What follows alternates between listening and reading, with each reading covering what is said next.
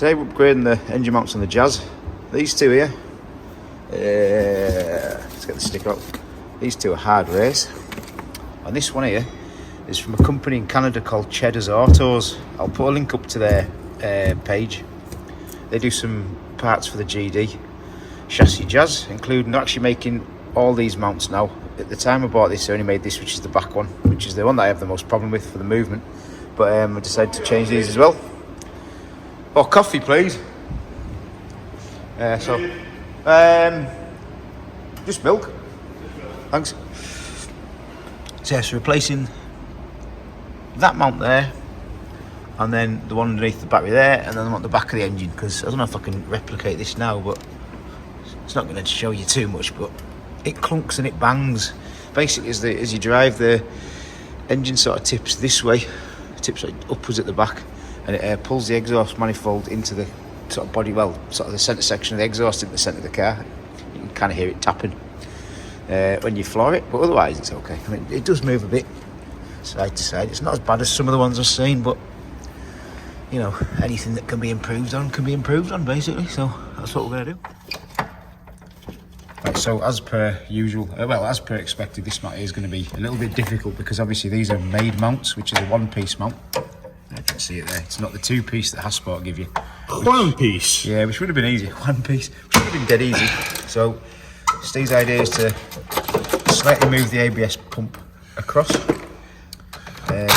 which should give us enough clearance just to wiggle it out a little bit. That's all we need. Just need a little bit. It's not even a lot, because the actual chassis leg where it sits in, it's actually like say like a U shape. It doesn't actually go into a hole. It kind of goes into a U, so you can slide it a little bit. So in theory, hopefully if you move that way. It's not quite as much wiggle room as I thought. No, it's not, is it? It's almost out, like.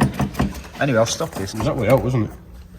Yeah, so after we've had 2 breakfasts, 4 dinners, Steve's grown a beard. We've finally got that out, but yeah, that's painful.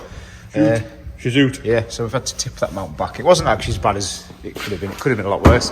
But this one here, got a bit of play in the top of that. They're an oil fill mount. That one's not moving the slightest, so that's a much improved design. Hopefully, is that the same bloody nut for that? Fucking hell, is it different? What, the third? Aye, there's no bolts coming. No, it's the same. Looks. Yeah, we'll find something. We'll just send it home. Yeah, it'll just be all right. put a gun on it. It'll be all right. So, hope is that this will fit back in just exactly the same. It should do. Should do. Oh yeah. It's a bit of a wiggle, but a bit tighter because the bolt's a bit longer on the top of it. And in like that. So now we can race. We can now race hard, basically, is what we're saying. And that's that one in. So that's one down, 2 to go. The other 2 should be short easy. Ready to send it. Just flat out with no nuts on. Yep. Not the neatest job, but no good.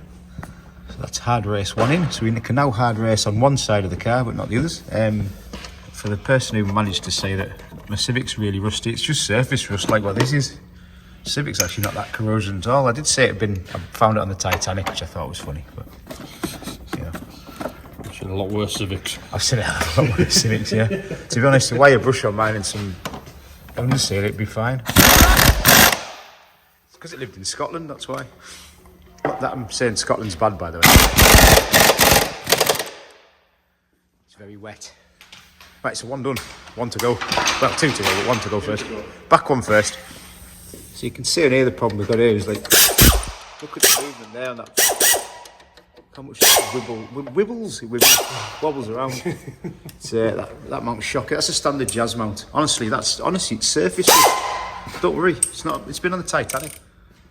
This is just for Russell, who may or may not watch, but Cordy. Right, so comparisons with the factory and the Cheddas Auto, you can physically see how much more solid that is to start with. But I mean, you just push on that. That's honestly not even that old, that mount. Give it a wiggle. I mean, look at that. That's just doing whatever it wants, isn't it? Yeah, that's not good enough. Yeah, that's fucked. Right, so I don't know if it's actually. It's actually. Oh split. Yeah, it's not. I don't think it's split. It's actually just the way it is mounted for. It's not. It's obviously designed to move slightly in it, but I mean, that's for what. So that side's the only bit that actually connects it, which is starting to split. But. Yeah, so if you're thinking this is a comfort mount, and this isn't. We don't want comfort. Well, we kind of want comfort. The amount the engine moves around, we're going to replace it this. So this is your billet mount from Cheddas Autos of Canada. and it looks a whole That's ton gonna better. make a heck of a difference. Yeah, so this should basically solve all the engine movement. Just this one mount, never mind the other two. So, and it should be direct fit, and it also comes with, because I mean I'd call these bolts, but Americans call them hardware, so we'll call it hardware. We have to? Well, we'll call it bolts. So it comes with the correct bolts. Comes with some bolts. There are 3 different sizes. The 2 longer ones are the back one, the short one is the front one. Yep. But basically we need to put the mount that we made back into the car first, in place, without bolting anything together. It's not that bad. So that needs to go in and then back up. And it looks nice as well, doesn't it? That's shiny, shiny. Everyone likes shiny. Slight adjustments necessary. Either this part here for an American car and the left-hand drive one is different. We don't think it is. The subframe possibly is, and the locating hole at the front, which has now been re-drilled and tapped, is in a different spot. It's good watching metal fly around like that, isn't it?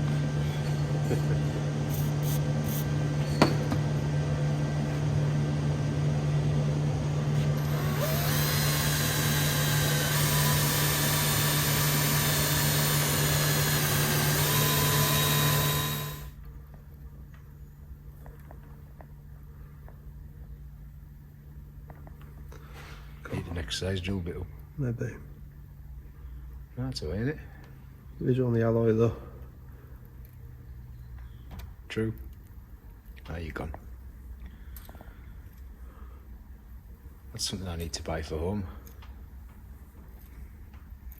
See if Aldi do one for £8. Be good, wouldn't it? $7.99. So as you can see there, that's the hole that came with it, which would have been there. So that's in the wrong spot. So this here, marked up. We marked it up on the subframe because we bolted this to the car, and then that there is where the hole is. So the bodge bolts that were in it actually worked all right, to be honest. I mean, it still moved, but this one shouldn't move at all. So new bolts. Let's roll. Last option was just weld them out straight to the subframe. It would have worked. That would have stopped it moving. It would never move. You videoing? I've got video. Oh fuck! Not video. I fix it. It needs to be sideways, not fucking upright. Oh, why? Who videos upright these days? That doesn't work, does it? Because No, it turns the whole video. turns the So whole video, we'll go back. And there we go. Right way. Using my hand spanners, and the mount is now in. Now it's in. The only thing left to do is locate the top gearbox mount upwards, which you almost can't see. It's up there, bolt up there from above. Then we can nip these 2 up and put the bolt back in there, and then nip those up, and that's all that done. 2 mounts done. So you can see how much this was actually out as well. Yeah. Go on, focus. There you go. So that's the original mounting place. And that's where we retapped it to. But that's gone straight in. Yep. And then on the back, they've both fitted straight in as well. Tapped first time. Yep. Perfect. Happy days. Absolutely happy days. So the mount is now in. Because we had to relocate this, it actually meant the centre of the mount was slightly out from where it would have been on the standard mount. Whether or not the engine had tipped back as we took the mount off, which it will have done, but it meant that the actual bolt, it's hard to describe, I'll do it with fingers. So where the bolt hole would normally have been there to line up. Do you want a spare finger? Yeah, there's a spare finger. It would have actually moved that way, but as of course, when you move the engine down, it would actually move like on a diagonal. It doesn't move that way.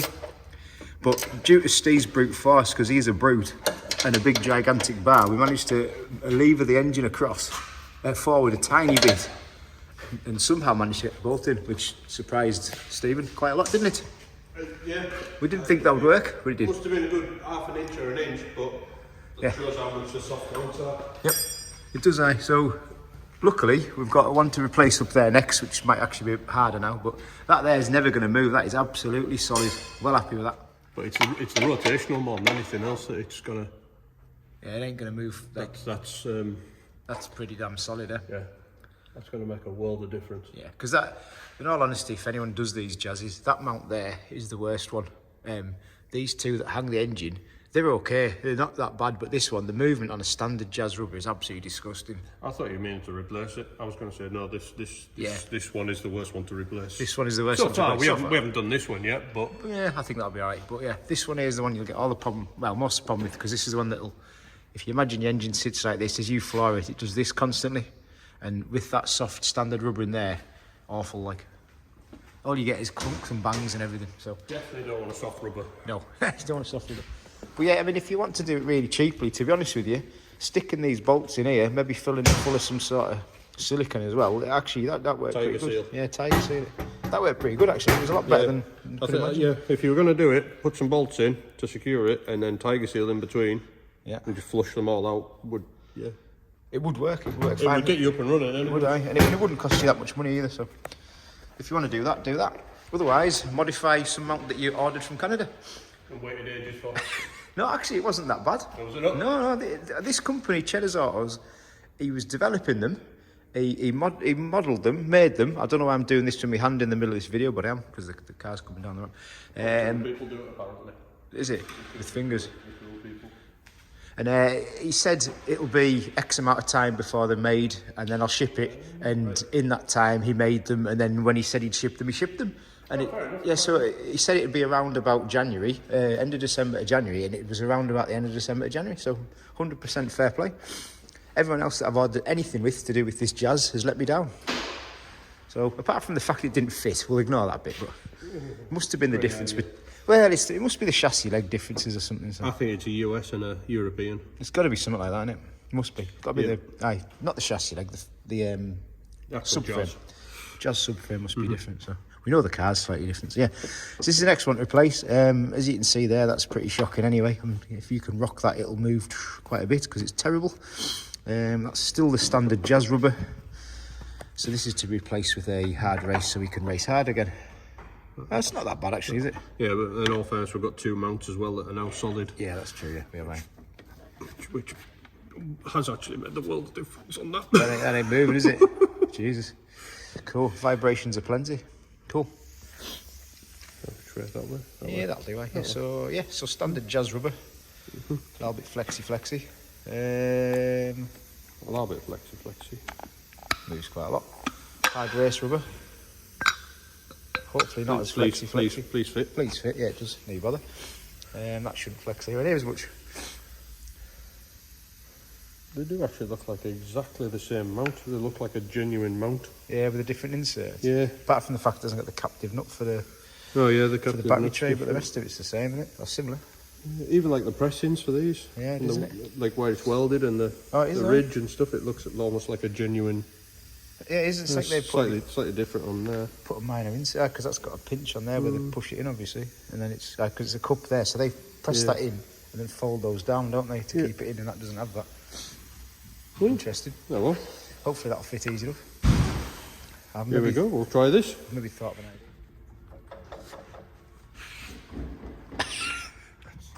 Right, so first try with engine mounts. There's a tiny bit of vibration on idle, not a lot.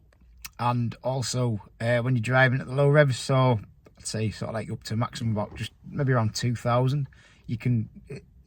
It's not that it's a shake, it's not a rattle. I just know it's different. Gear change is 100 times better, so much smoother because obviously the engine's not shaking around. Also, if you bang it off the limiter again, engine doesn't shake around, so everything's just better. It feels 100 times better. Them original mounts were just knackered, soft, knackered, awful. So. That's great, fantastic. Shame that the rear mount didn't quite fit as we wanted, but wasn't that hard to do. Wasn't that hard to modify and make it fit. So that's all good. Yeah, standard rubbers on a K20 Jazz. Awful. But anyway, next time I'll take this car for a proper drive and a proper test. Now that I can actually slam it through gears without worrying about the engine smacking into the underside of the car and stuff. So yeah, until next time.